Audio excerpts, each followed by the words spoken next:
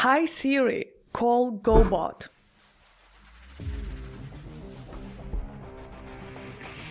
Hey, Goda. Hi. I see you've been busy with filming today.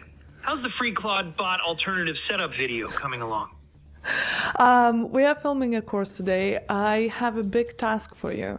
I want you to go to my autonomy organization on GitHub, investigate everything about GoBot features and setup. You can also look at the WordPress, the course for full setup. And I want you to create a presentation using my autonomy branding, deploy it to GitHub, turn it into pages, and send me a link to the presentation. Got it. That's a big one. So you want me to investigate the GoBot features and set up Yes. across your autonomy? Okay, good luck. Okay, so I figured how to trigger my CloudBot replica with the phone, so Siri is finally useful. And now I can watch it step by step executing the task. And this runs 24/7 now. So even if I shut down my computer, it keeps going. And after the last video, hundreds, if probably not 1,000 people asked me how to do it, how to build CloudBot replica inside Claude Code yourself. So this is going to be the mini course that I promised. I've been working hard on trying to make it as useful as possible. After this video and mini course, you are going to be able to communicate to your Claude Code using your Telegram like a messaging app, and you will have memory. You can send voice messages, and you will have proactive check-ins. If you are interested in the full features like calling and actually going and doing big tasks and having 24/7 hosted on VPN, you can check out all those features for the full version. And if you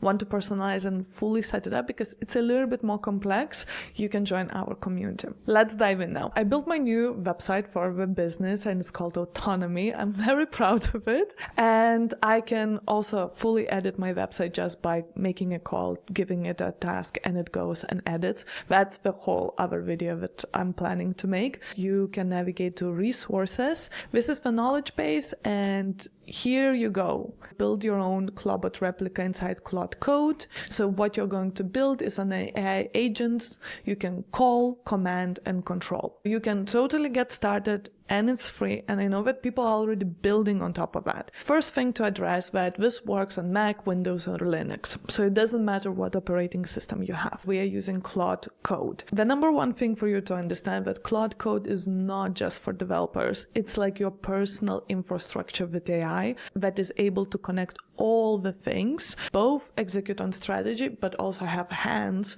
to do things. Oh my God. Okay. So the slides, it just literally popped up. I'm not cutting this part, okay? So we're going to look at the slides together. So this is the full version. Okay, what is GoBot?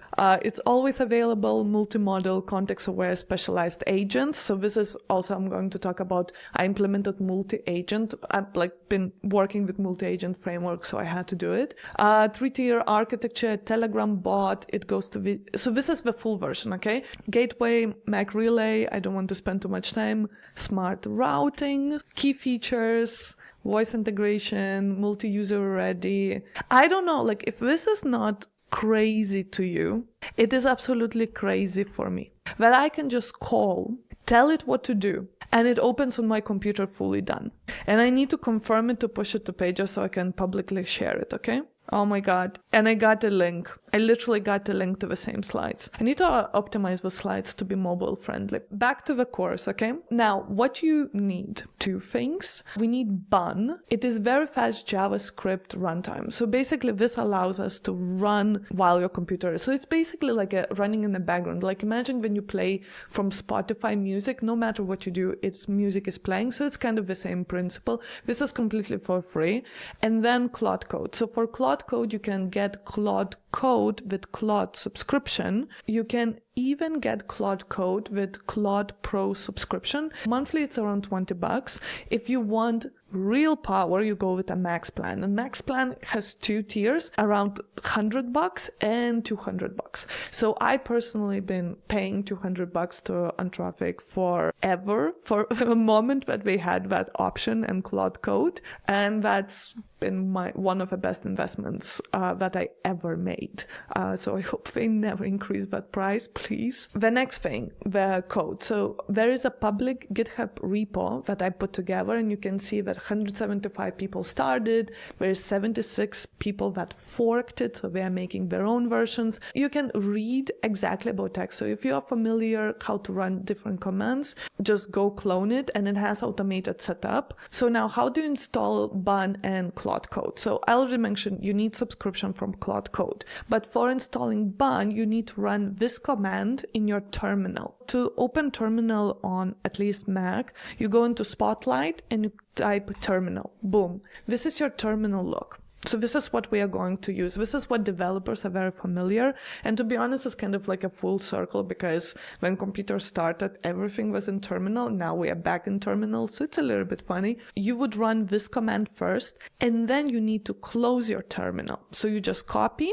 Let's open it again. You copy, paste it, and click enter. Once you have Bun installed, you also want to double check if everything went well. So you can go Bun version. So let's do it together. Again, if I press this, I have 1.35. If everything installed, this is what you will see. Now installing Claude Code. There are official installation documents. Depending if you're on Mac or Windows, the installation command will look different. These are the commands. You just copy, paste it in your terminal, and it does the setup. In my case, I already have it installed. Once you have Claude installed, the next thing you're going to do, again, open your terminal and type Claude. Let's make it bigger, just Claude. Just as a name, you press enter. And if you first time set it up, it's going to ask you to authenticate with your subscription. So again, you click the link, you select your email that you have a subscription. It generates like a special link. You click on that and boom, you are inside. It's asking me about accessing certain workspace. So I'm saying, yes, I trust this folder. You are inside Claude Code, and you have a like lovely icon. So it's not as scary. It's really just like a chat interface. It just looks a bit different, but you type and you press enter.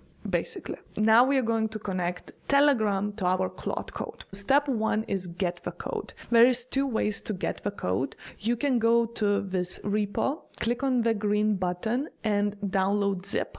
And this is if you want to start, but you don't have GitHub account, you can just do that.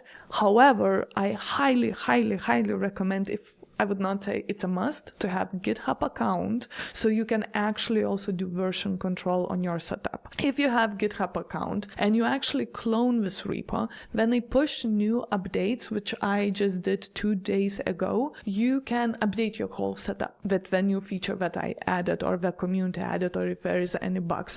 So having a GitHub account is really important. If you don't have GitHub account and you just downloaded the file, you go to your download folder and you have this zip file. Unzip it, and all you can do, and this applies to also images, because Claude Code can also analyze images, files, like literally anything you can feed it. You just drag this folder, boom, and then you just say, I want to set this up. In Claude Code, once you press enter and send it, you actually are seeing what is happening. If you just freshly set up Claude Code, it might throw a lot of like, can I do this? Can I do this? Those permissions that you are seeing, it's not related to the setup that you just got, but it's like a Claude Code setup. You can change those permissions and loosen up. This is like a gray area, and you have to be really smart about what permissions you give to go on autopilot. Let's get this set up. This is a Telegram bot powered by Claude Code. You message it, blah, blah, blah. So this is, you get how it runs. Bun and Claude Code are both installed. Phase 1 estimates 3 minutes. Like I asked my community members, they said like we got it running in 2 minutes. It's going to tell you what to do, but also what it needs, and you just paste it. Step 2, create bot on Telegram. Very simple. So first of all, you need to download Telegram. Telegram runs both on your phone, on a tablet, on a desktop. Literally, you will be able to access this no matter where you are. So you go to Telegram, in a search, type bot father.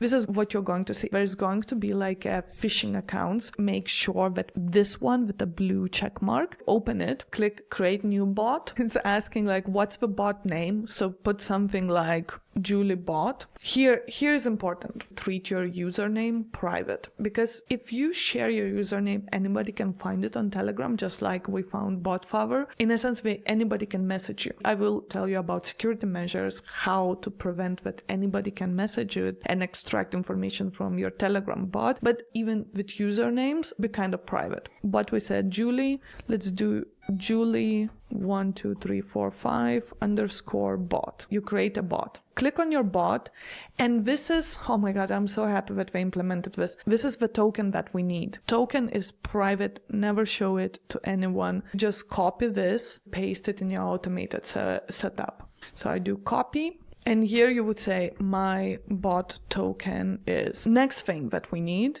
is Telegram user ID. So I'm going to show you how to get it, but before we do that, I want to make it very, very clear. Treat this as your password. I saw so many tutorials on YouTube from people setting up Claude bots, and basically they're showing on the video their user ID. If I have your username and your Telegram user ID, I can spin up an agent in a second and basically message your bot, passing in this Telegram user ID and extracting everything that I want. Anyway, go to user info bot. In a search, type this one. Once again, please click on the green one and not all the fishy ones. So this is the official. Now, I'm not going to click on it because it immediately exposes my Telegram user ID, but basically once you click on it and click start, it tells your ID, a string of numbers. Go back to your terminal and you paste your user ID. I'm not going to follow along here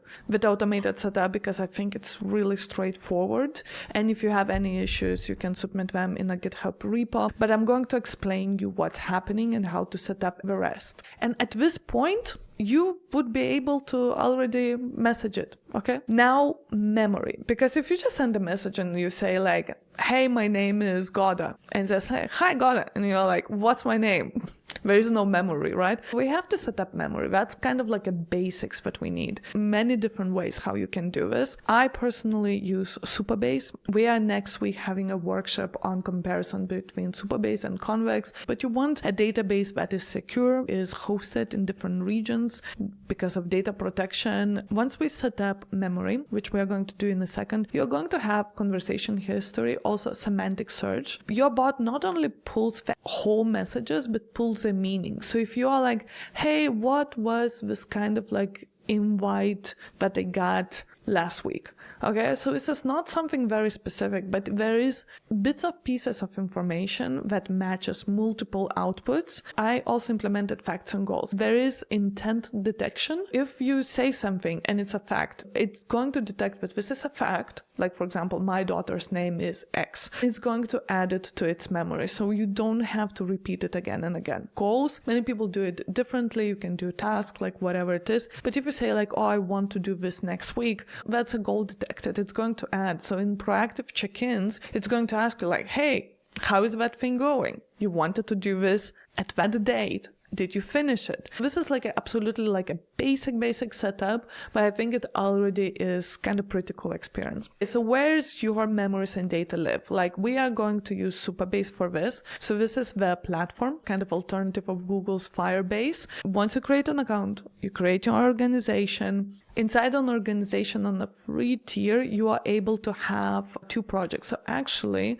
I'm going to just delete this project so I can show you. To create your own, you click to create new project. You need to give it a name, database password. Do create that. We never know what happens, and save it somewhere. Just, it's a good practice. Now the region. Usually you select the region because this is where your servers live. There are 2 ways to consider this. If you would ever set it up this for businesses, it's very important where data is stored and all the policies about it. But you're setting this up probably for yourself. You need to select where you are based, because then it's the closest server to you. So when there's this latency, you always want to be as close to the server that you selected. And you need to enable this because we are going to use data API. And then you just create a new project. That's it. Once you have your project, it's going to be empty, but we are going to let AI to set up the whole database for us. Edge functions, all the tables, SQLs, like everything is already preloaded for you.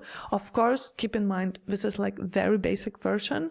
There is a lot to be desired from this, which you can find in the full version and breakdown, but it's good to start. It's good to start. You have a functional bot. We are leveraging edge functions. If you want to learn about that, I put it in writing here. Next thing, in setup, automated setup, it's going to ask you for your project URL and anon public key. Go to the top bar where it says connect. In different connections, you can see API keys. From here, you need your project URL and you need your anon key. Copy both and give it to your setup. For setting up the whole database, we are going to use Supabase MCP server. In a automated setup is going to prompt you to get it officially from Supabase. That's very important. Use only official one, and you install Supabase MCP server. So there is the full guide how to do it, and automated setup is going to walk you through. Once you have Supabase MCP, it's going to ask you for your account token. If you want to find access token, you go to account preferences, and here you have preferences and access token. Click generate new token.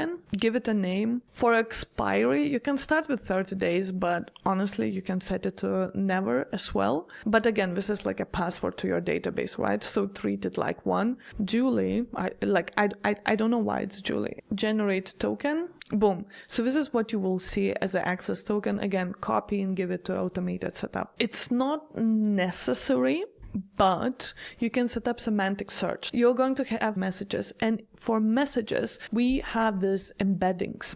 So this is basically just a string of numbers and the coordinates of the word meaning. For setting up semantic search, it's going to install edge functions, but it's not going to work unless you give it API key. We are going to use OpenAI Embeddings. You can use any other embeddings. To create OpenAI API account, you go to platform.openai.com. Once you create account, if you don't have any, you are going to see something like this. It looks today like this, maybe tomorrow a bit different. You will have default project. I have multiple different projects. You can create a dedicated project. Julie, this allows you, once you have a project, so you're more organized and you can track your API spendings. To enable API, you have to set up billing. And I think if you are new, you are going to get like a $5 credit. Maybe it changed, but usually for new users, they were giving some credits. Once you set up your project, we will need API keys. If you don't have any billing enabled, it won't allow you to set up API keys. Go to settings, billing, and attach a credit card and just add some balance. So I now use OpenAI, I think, only for embeddings for the project, and it's insanely cheap. Embeddings are super cheap. If you have $5-10, it's going to last you forever. Once you added some credit, go back to dashboard, API keys, and again, create new secret key. You give it a name. We say Julie, create secret key. This is what you need to copy. Now, important, we're going to place this API key in Supabase because this is just for Supabase. Once you copy and click done, it's going to disappear. You won't be able to copy it again. You will have to create new key. So copy this, maybe save it in some document. We need to go to edge functions. I have many different edge functions, but for edge functions to have functionality to create embeddings, those need secret. Add a secret, but here is super, super important. You have to give it not some random name, but you have to give it exactly this. OpenAI _API _key in capital letters. Paste it like this. And I already have one API key right here saved. So I'm not going to add another one because then this is a variable. And if there are two the same variables, but doesn't really work. Regarding cost, Supabase free tier is insanely generous. You get 500 megabytes of storage, and we are storing only text. In a full setup, we are storing also images. So for example, you can send an image. It detects intent. Considering that intent, it goes, looks at the image, but also we are storing image and creating embeddings. So I don't know, like after a month, you can say like, hey, I send you this image of camera. What model was that camera? It's going to be able to tell you because we are storing all, so images become part of our memory. But to start, Supabase is free. OpenAI embeddings are pennies. This is the moment when you are testing your bot. So at this point, you should be done with your setup. Now, it's going to ask you some things about your profile so that basically it's not like dumb and it has a little bit of context information about you. Again, if you're already using Claude Code and you have your MD file with information about you, that context is just an additional thing, and this is for people just getting started. If you want to start messaging your bot, you click on this username, Julie, click messages. To actually start, click big blue start button. Boom, you are inside. You just say hi, and let's say, for example, here we say thank you, this is awesome. At the top you're going to see typing. Well, this is my full setup. I think I implemented typing also in there. If I haven't, I'm going to add it because it's pretty cool. So you can actually see that something is happening, right? Okay, so now this right now, it runs only while your terminal is running. So we need to make sure that it's running all the time. So this is why we go on always on. And when I say all the time, you have to understand that this runs while your computer runs because it's on your machine. In a full version, we set up a hybrid model where for when your computer is on, we are using Mac with your subscription, which is fixed cost. If you're on a go and your computer is off or in your backpack, you have VPS exactly the same function.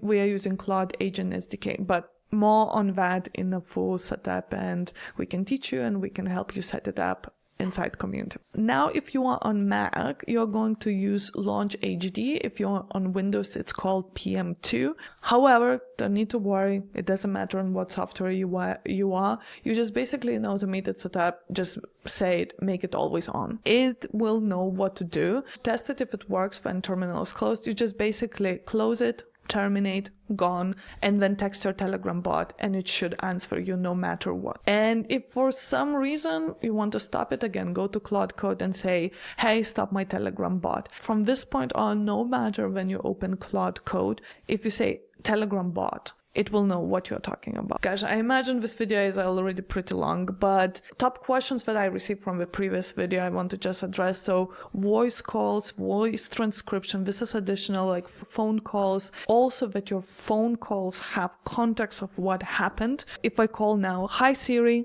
call GoBot. So we can see if it actually has any memory, okay? Hey, Goda. Hi, do you remember what we did last? Yeah, I do. This week you've been pretty busy. You were working on filming content, including getting that free Claude bot alternative setup with a mini course done. You also asked me to create that GoBot presentation and deploy it to GitHub Pages, which we got live. Thank you. You'd recovered from the norovirus. Why is it always spilling a tea? Like one thing actually, I saw a comment that the next task for me to make sure that when it is on a call, that it has like a security measures to identify what is personal information and do not reveal that. But this is, I imagine this is just a problem that I have, right? Because I just bring it up on video calls. I call it call to task. I hope it becomes a thing. At the beginning of video, I included this like live progress and control. So I really wanted that I can see what's happening because I was just giving big task and it goes and I don't know what's happening, right? So now it's reporting you what it's doing and you can interrupt it and have control. Proactive AI. So this is where I'm really proud about it. So of course you have smart chickens. So they run on a schedule and they are contextual in a full version. There is like frameworks. It decides, should I even chicken? Should I call? Should I text? What it's about? What's important? Then you have morning briefings, for example. If you want to set it up, like I love this executive briefings. This full version course is in the community because honestly, like if you go like, oh, why don't you open source everything? Yeah, I can. Same as any 10 JSON files for workflows. Yeah, you can just give them. But the reality is that 99% of people take those and hoard those things and never set it up because they run into some issue. I also built multi-agent systems. This is kind of MVP, the bigger project that I'm working on, which is autonomous entrepreneurs. So the idea is of board of directors. You have orchestrator, I have researcher, content, finance, strategy. This is how it looks. We are using Telegram groups, and then we have topics. We have specialized agents for each topic. And for example, strategy, it knows that it's strategy, content, it knows that it's content, but the general one is orchestrator. If I send /command board, it goes and checks with every single specialized agent what is working, what is the memory, their special skills. Another thing that each agent can invoke critic mode. So if they see that they need kind of like an edge, they use critic mode, and there is the whole kind of like smart prompt behind it. Each agent can also go and consult with another agent, but more on that in the community. And this production development. So many people ask like, okay, can you set it up this for businesses? But this set up with VPS, you can totally make this production development for the business and make it always on VPS. Very important. We are not using Claude Code. You are paying per API calls and using agent SDK. So this is different. And many people ask like, oh, can I still use subscription on VPS? Theoretically, yes, but Anthropic is banning accounts. So I would not recommend it. What I recommend is like a hybrid approach, which I use. Everything while my computer is on is going through the subscription. But if my computer is off, it's going through APIs. We have like smart routing. So if it is just a simple hi, it goes to Haiku. If it is like something a little bit more complex, Sonnet. If it's really complex, multi-step process, it uses Opus. So this is for cost management. And then, of course, Fallback AI chain. So this is also for Mac and also VPS, that if Anthropic goes down, that we have a fallback model, because this is your AI second brain. This is your knowledge. This is your tools. You don't want to kind of like stop working. For fallbacks, there are different ways to do it. But in my case, I'm using fallback as open router to specific models. And second fallback is basically to the local model. You can also run local models on VPS if you want to. I'm curious what everyone is going to build on top. I already saw that people are build something that is yours and your infrastructure. Inside of the community, we have a full course explaining multi-agents and how to set up VPS and also how to do it securely, proactive AI ADS, and we are constantly building. So we released a full version yesterday. I already pushed multiple updates and community members giving their ideas, and we are building on top of that. So this is really exciting.